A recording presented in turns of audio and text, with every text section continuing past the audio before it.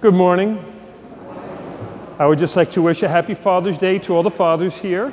We have a special blessing for you later because you fathers are very important within the family and within society. And so today especially, we, your children, and those who know you well, want to say thank you for all you do.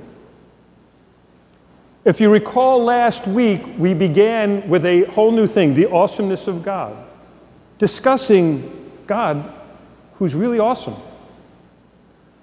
And it's interesting too because last week's reading especially concludes with Jesus saying, "Those who do the will of my Father, those are the ones who are mother and brother and sister to me."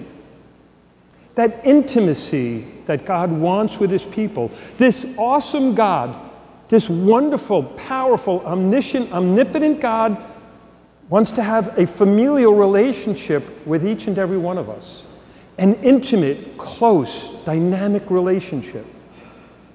And sometimes I think we miss that. I don't think that we actually appreciate just what God is saying to us. We want to be brother and sister. We want to be father and mother with God. We want that, but yet we have a tendency to still push him away. I remember many years ago I was working and we were out in California for a couple of months. And being out in California, we had the weekends free, so my buddy and I decided, let's try to see some of what we can see on any given weekend. And one weekend, he suggested that we go up to the Sequoia National Forest. I'd never heard of it. It's a national forest. I don't know if you've ever been there. If you've ever been out in California, trust me, it is actually well worth going to see. You go into this forest, and there are these enormous trees. I mean, they are incredibly huge, to the point where some of them have actually been carved in such a way that a car can pass through its trunk. That's how big they are. They're just enormous, and you walk amidst them, and you walk around, and you're just looking, and then there's the guide. You always have to have a guide because you want to find out some of what you're looking at. And the guide has all of these facts and all of these things that they want to tell you about the trees, and you're like, wow. And you only hear like 1/3 of what the guide is even saying because you're just so overwhelmed and you're just looking at them and you're just so taken in by it. One of the facts that stuck out in my head is that some of them are over 3,000 years old. 3,000. It makes our little 100 years that some of us may get to live to seem like nothing. Thousands of years old these trees are. Now that was at a time in my life when I still had a lot of that secular attitude and I still had a lot of that scientific attitude. And so what did I go and do? I go off and I want to study about these trees and turn them into science projects, hearing about the texture of their bark and how they do grow all of these years. And we can talk about how they're structured and the way the rings are, how they count, and do all of this stuff to learn about the trees. And I reached the point where I kind of just lost everything that I was experiencing in their presence. How many people will come up and say to me, I was walking down the beach the other night, and as the sun was setting on the water and I'm looking out that way, all I could think about is the greatness of God, the awesomeness of God. Had I been able to appreciate those many years ago standing in that forest, the overwhelming awesomeness of God who made those trees, who made the beauty of those trees, of being able to walk in the midst of this natural thing, and it's beautiful. Who cares about its DNA structure? Who cares about its height or its width? Who cares how many years they've been there? Just look at them and be pulled into the mystery of nature. Just like walking down the beach and watching that sunset, the beauty of it alone tells of God's greatness. The beauty of it alone.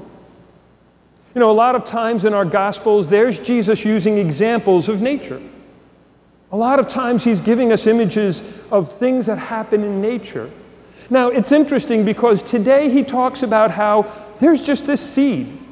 And this seed can go into the ground, and without our paying much attention to it, after a while it just starts to sprout, and the next thing you know, there's a plant.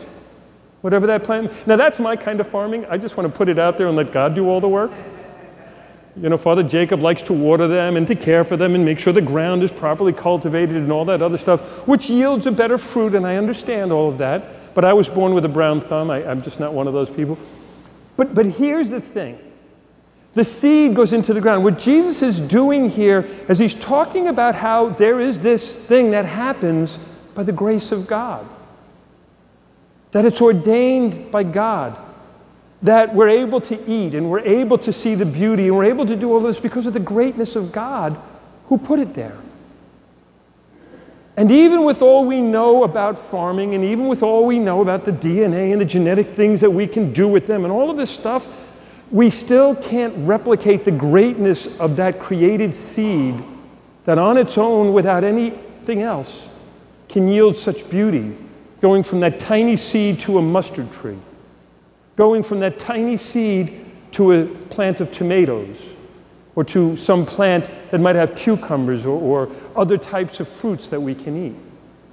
Big, beautiful apple trees, and we take that apple, we don't marvel at its presence anymore. And yet the awesomeness of God is behind it. That first reading, God will take that shoot and he'll place it up on a mountain, and it'll be a grand thing, and it'll be awesome and wonderful.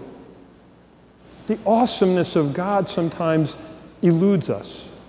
Because I think so often we're in that run and go and do mode, and we're on that path of let's try to explain all of these mysteries rather than just taking in the beauty of what's in front of us. I really truly believe that what Jesus is talking about is grace. He's talking about the grace that God can shed on you and me. Think of all the graced moments you've had. I had a graced moment standing in that forest, even though at that time in my life I couldn't attribute it to God. Even though at that time I just was overwhelmed by what was in front of me, not recognizing the handiwork of God and how God wants beauty in our world. True beauty, not that manufactured beauty. This is true beautiful. Those things that are just there that pull us into the mystery. Those things that we see before us, any great work of art or anything that's out in nature, that beauty is there to remind us that God is awesome, that God is wonderful, that God does want us in his family, and that intimacy of relationship. And so even though all of us are sinners, and even though we have a broken human nature from Adam and Eve, as we heard last week, even though there's that brokenness, God still wants to rectify it himself through the grace he bestows on you and on me. St. Paul's second letter to the Corinthians, we're at a very good part of it this week, because there we hear that line that we all know so well. We walk by faith, not by sight. Making that contrast again between the earthly and the heavenly. That whole contrast between being in the body but really desiring to return to our heavenly home. Of having to live this life. And then that stark reminder, but we're all going to have to stand before the judgment seat of Christ. In one short little passage, he's reminding us that to get back to that home is through Christ. Now here's the good news. God has got our backs because God has given us the grace to rectify us and to make us children of God. Doing the will of God, Jesus told us, is what makes us part of his family. Of living in the goodness and the beauty that God offers us. That's what makes us part of his family. When we get before the judgment seat, don't you want to get there as a child of God? And getting there by doing the will of God, getting there as a child of God, we're going to see beauty like we've never seen before. Because we're going to approach Christ in his true way, in his true beauty. And that, my dear brothers and sisters, is a challenge for you and me. It's put before us because what Paul is saying is, let's stop focusing on what's not good. Let's not spend so much time getting hung up on facts and figures and not seeing the whole of what's in front of us. The beauty that's before us all the time. I can be guilty of it at times, rushing from one place to another and not seeing the beauty that's right before me. It struck me just a couple of weeks ago. I do a little walk around the front over here just to enjoy a nice day, and there's that beautiful cherry blossom tree right in front of the rectory. And I just stopped for a minute and I looked. The beauty of this tree just sitting there that I've passed countless numbers of times, that God has now made into this one big flower. It only lasts for a couple of days, but there it was right in front of me, pausing to see the beauty that God puts right in front of us every day. Now I'm going to put the challenge on it, though. Seeing the beauty of the people around you, the other people that you interact with, that person that you eat meals with every day, the one you take for granted sometimes because you do it with them every day, the beauty within your own household, within your own neighborhood, within your own place of work, of encountering another person and not seeing anything but what God sees, something beautiful, what God created in the beginning, even though it was corrupted. God still sees beauty when he looks at you. When God looks at any one of us, he still sees something beautiful.